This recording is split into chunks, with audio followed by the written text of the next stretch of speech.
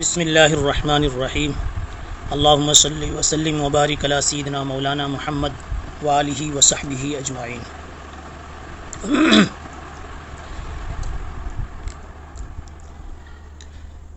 حتی اتت بہ ورقۃ بن نوفل بن اسد بن عبد العزى بن عم خدیجہ۔ بات یہ یہاں تک پہنچی کہ سرکار دو عالم صلی اللہ علیہ وسلم کو حضرت خدیجہ نے خود بڑے اچھے کلمات پر مشتمل تسلی پیش کی اور پھر مزید اطمینان دلانے کے لیے اور تسلی دینے کے لیے اور آپ کی بے چینی کو دور کرنے کے لیے حضرت خدیجہ نے ورقہ ابن نوفل سے آپ کی ملاقات کروائی، بلکہ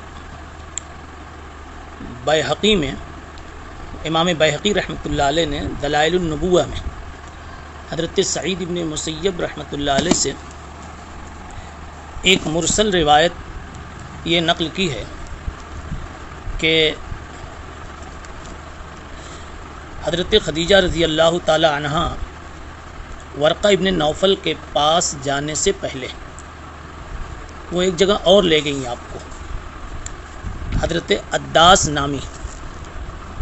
نامی ایک شخص نصرانی مذہب پر تھے، ان کے ہاں لے گئی، جو اہل نینوا میں سے تھے۔ عتبہ ابن ربیعہ ابن عبد شمس کے وہاں غلام تھے۔ یہ حضرت خدیجہ نے حضرت جبرائیل کے بارے میں عداس سے پوچھا کہ مجھے ان کے بارے میں کچھ بتاؤ، تو عداس نے کہا قدوس قدوس ما شان جبریل، وہ تو قدوس ہیں، بہت ہی پاکیزہ مخلوق ہے، جبریل کا کیا کہنا۔ یعنی عداس نے جبرائیل کا پاکیزہ تعارف کرایا اور یہ بھی کہا انہو امین اللہ بینہ و بین النبیین وہو صاحب موسیٰ و عیسیٰ علیہم السلام، یہ اللہ کے درمیان اور اس کے نبیوں کے درمیان امین ہیں، اللہ کی امانت نبیوں تک پہنچاتے رہے ہیں، اور حضرت موسیٰ اور حضرت عیسیٰ علیہم السلام کے پاس یہی وحی لے کر آتے رہے، شریعت لے کر آتے رہے۔ تو بہرحال بیہقی کی دلائل النبوت کی اس مرسل روایت سے یہ معلوم ہوا کہ عداس کے پاس بھی حضرت خدیجہ رسول اللہ صلی اللہ علیہ وسلم کو لے کر گئی، اور پھر ورقہ ابن نوفل کے پاس بھی گئی۔ ورقہ ابن نوفل نے کیا کہا اس سے پہلے ایک بات یہ سمجھیں کہ بعض روایتوں میں مثلا امام بیہقی ہی نے نقل کیا ہے کہ ورقہ ابن نوفل کے پاس حضرت خدیجہ نے ابو بکر صدیق کے ساتھ رسول اللہ صلی اللہ علیہ وسلم کو بھیجا تھا۔ اب علماء نے تطبیق یہ دی ہے کہ یہاں تو ہے کہ حضرت خدیجہ خود لے کر گئی، اور بیہقی کی روایت سے معلوم ہوتا ہے کہ ابو بکر صدیق کو ساتھ میں بھیجا، وہ لے کر گئے تھے۔ تطبیق یہ ہے کہ ممکن ہے ابو بکر کو بھی بھیجا ہو، پھر خود بھی لے کر کے گئی ہوں، دونوں شکلیں ہوئی ہوں۔ یہاں ورقہ ابن نوفل سے ملاقات ہوئی تو کیا بات ہوئی اس کو بتلایا جا رہا ہے۔ یہ ورقہ ابن نوفل کون تھے؟ تو خود حضرت خدیجہ رضی اللہ تعالیٰ عنہ نے ان کا تعارف بھی کرا دیا کہ وکان امرأ تنصر فی الجاہلیہ، مکے میں اصل میں کچھ نیک طبیعت نیک طینت افراد اس وقت تھے جو بت پرستی سے متنفر تھے، ان میں ورقہ کا ایک نمایاں نام ہے، اس کے علاوہ زید ابن عمرو ابن نفیل تھے۔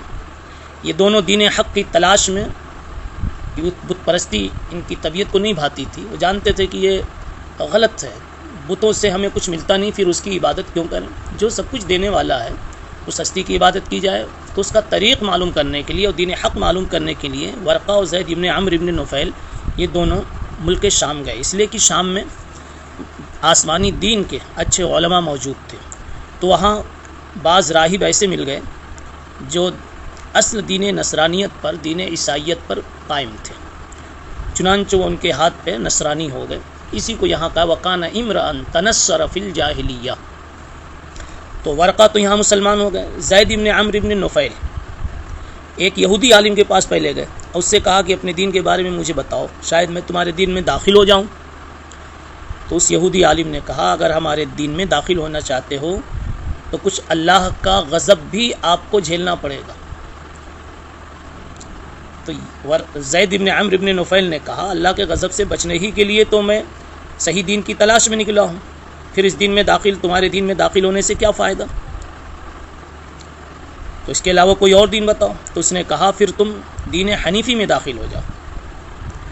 دین حنیفی کا مطلب کہ حضرت ابراہیم علیہ السلام کا جو دین اور اس کا بقایا چلا آ رہا ہے، کسی کے پاس ہے، اس سے سیکھ لو. پھر ایک نصرانی عالم کے پاس گئے، اس سے کہا میں تمہارے دین میں داخل ہونا چاہتا ہوں. اس نے کہا ہمارے دین میں داخل ہونا چاہتے ہو ٹھیک ہے، لیکن کچھ لعنت برداشت کرنی پڑے گی.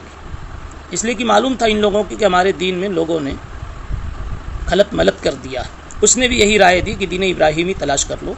تو زید ابن عمرو ابن نفیل نے حضرت ابراہیم علیہ السلام کے دین پر ہونے کی اللہ کے سامنے شہادت دی اور کہا اللہم انی اشہد انی علی دین ابراہیم.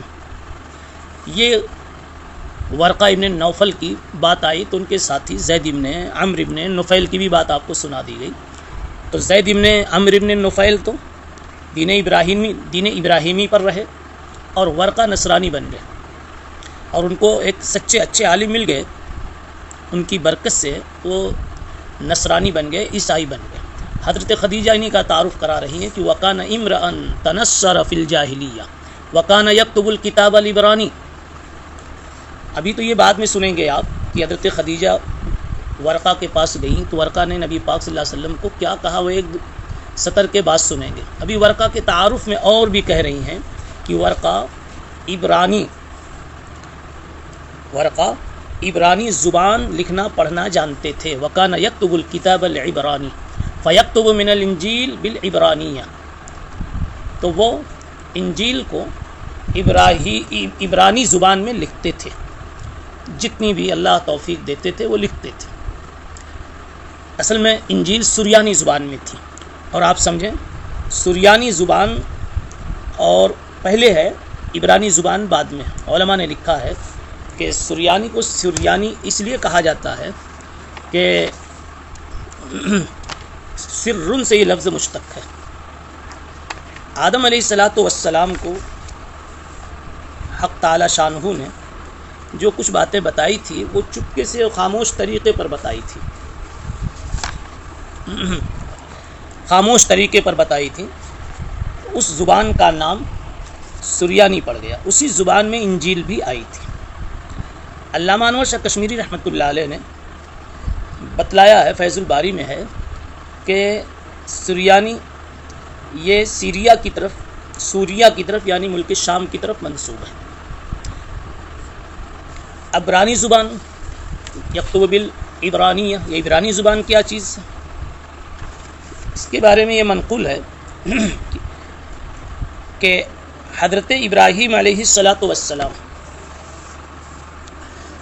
کی اصل زبان تو سریانی تھی، لیکن جب نمرود نے ابراہیم علیہ السلام پر ظلم کرنے کا پلان بنایا تو ابراہیم علیہ السلام وہاں سے نکلے.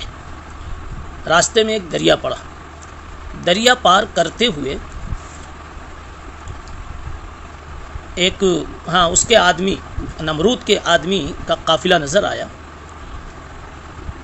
تو اس وقت اللہ تعالیٰ نے ابراہیم علیہ السلام کی زبان اچانک بدل دی.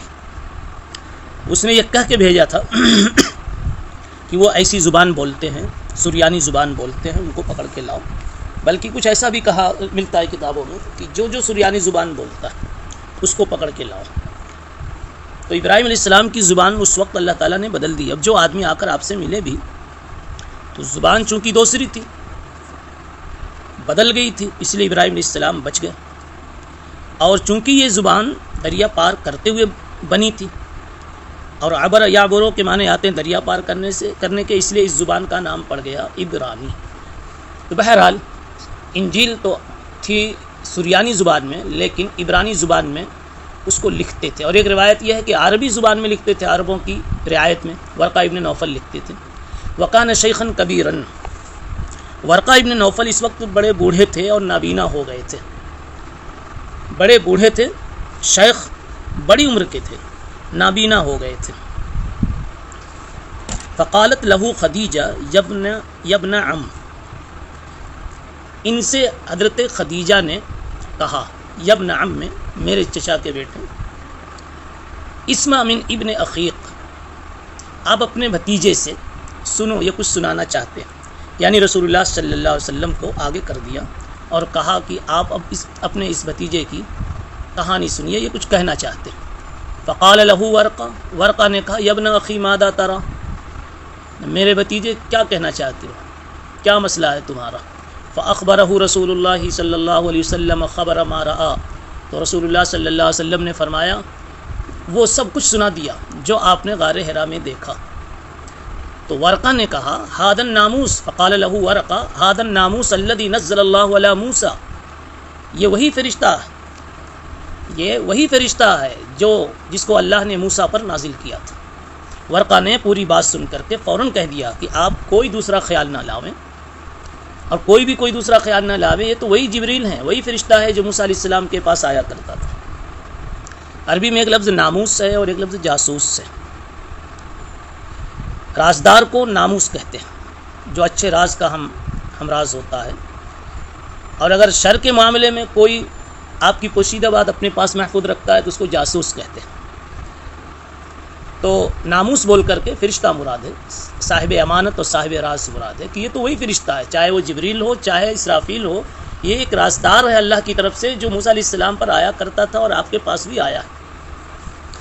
موسیٰ علیہ السلام کا نام لیا، عیسیٰ علیہ السلام کا نام نہیں لیا، جبکہ خود ورقہ ابن نوفل نصرانی تھے، تو مناسب یہ تھا کہ حضرت عیسیٰ علیہ السلام کی مثال دیتے۔ علامہ سہیلی نے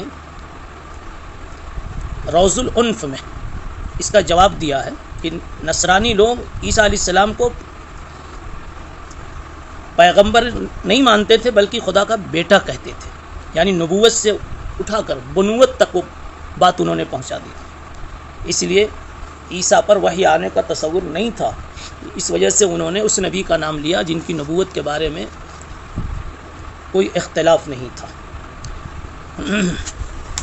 عیسیٰ علیہ السلام کو یہودی نہیں مانتے تھے، لیکن موسیٰ علیہ السلام کو یہودی مانتے تھے اور عیسائی بھی مانتے تھے۔ تو حافظ ابن حجر رحمۃ اللہ علیہ نے یہ دوسرا جواب بھی لکھا، فرمایا کہ موسیٰ علیہ السلام کی رسالت متفق علیہ تھی یہود و نصارہ کے درمیان، اور عیسیٰ علیہ السلام کی رسالت کو صرف عیسائی تو مانتے تھے، یہودی نہیں مانتے تھے۔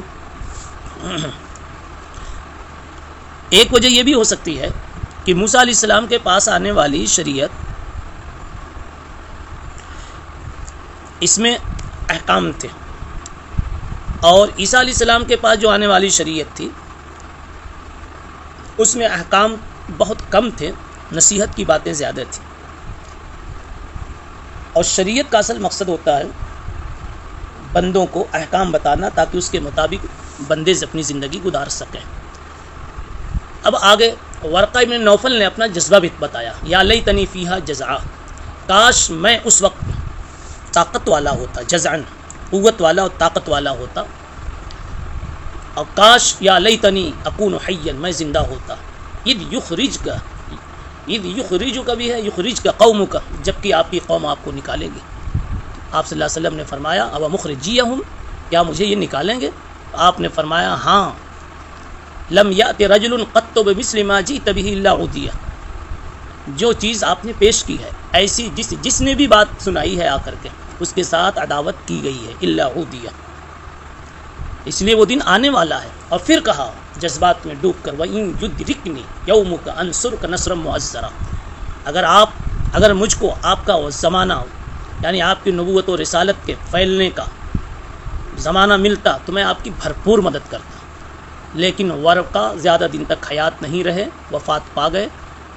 وفتر الوحی، اور پھر وحی رک گئی، یعنی یہ بتایا کہ ورقہ نے اپنے جذبات تو بتلائے لیکن وہ دن ملا نہیں، اس لیے جب ملا نہیں تو